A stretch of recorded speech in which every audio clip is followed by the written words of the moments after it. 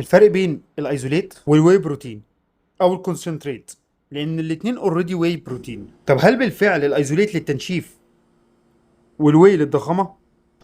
طب ما تيجي اقول لك الفرق بينهم عشان تقدر تختار الافضل والانسب ليك.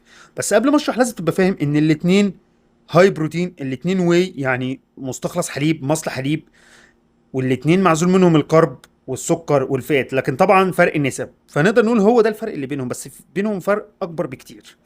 تعال اشرح لك الفرق بينهم بعد اذنك كده. بص يا بطل، الايزوليت بيكون اتعمل له عمليات، هو جاي من اسمه عمليات عزل، عمليات ايزوليشن، علشان يقدر يفصل الحليب عن كل المواد اللي جواه الا البروتين. يعني بيكون كربه قليل، فاته قليل. نسبة البروتين فيه بتكون تقريبا من 90 ل 95% بروتين، من 5 ل 10% كرب وفات. الميزة بقى ان هو ما فيهوش لاكتوز، صفر لاكتوز او معزول منه اكبر نسبة لاكتوز. سريع الامتصاص، خفيف جدا على المعدة، هاي بروتين. انه فيه كل المزايا دي اكيد سعره اغلى.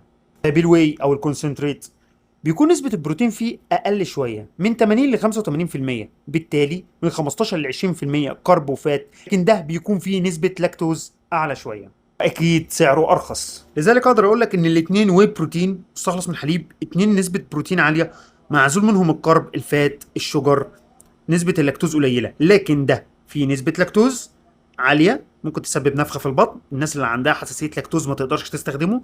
ده معزول منه أكبر نسبة فات، أكبر نسبة شجر، أكبر نسبة كربوهيدرات، ونسبة اللاكتوز فيه شبه معدومة، تقريبا صفر.